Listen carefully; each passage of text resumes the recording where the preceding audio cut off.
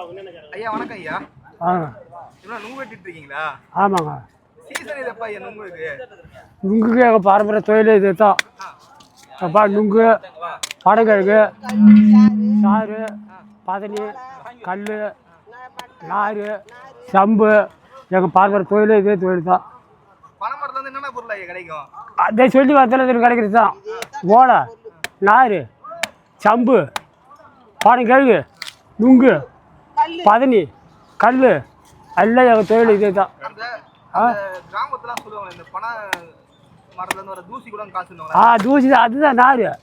அந்த தூசி கீழே பறக்குது பாரு, அதுவும் காசு தான். அந்த சேவன் பட்டை கூட அது கோசவனுக்கு விற்றுருவோம். பனை மரம் பூரா பணம் தான். பணம் தான் எங்கள் பாரம்பரிய தொழில் தான். இந்த சீசன் தை மாதம். தை மாதம் முடிச்சோம்னா வைகாசி மாதம்லாம் அறுத்துடும். 3 மாதம் தான்.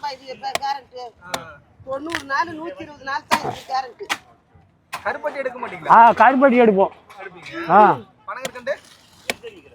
கருப்பட்டி தான் நாங்கள் காசுவோம்.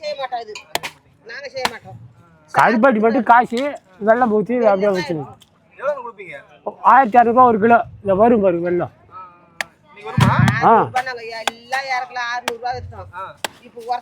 ஆனால் ஒருத்தர் இறக்குறதால ஆனால் பொருள் சுத்தமான பொருள் விலை ஜாஸ்தியாக இருக்கும். ஆமாம். பழத்துருவாங்க நுங்கு.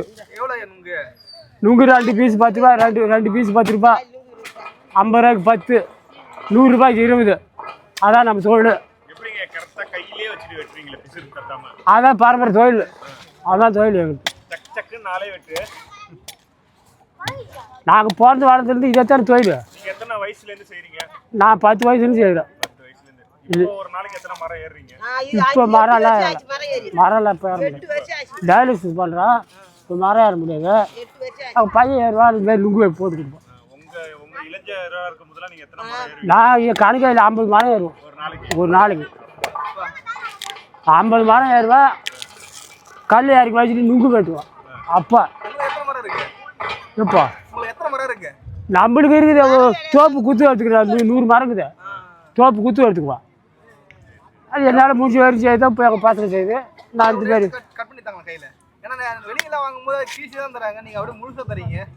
சீவி கொடுவா.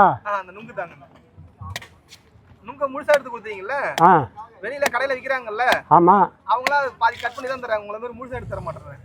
அவங்களுக்கு தெரியாது. கையில் கொடுவா.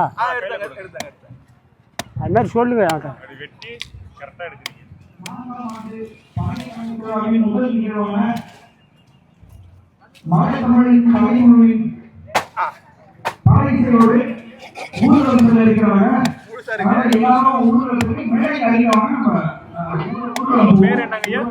அண்ணாதுரை.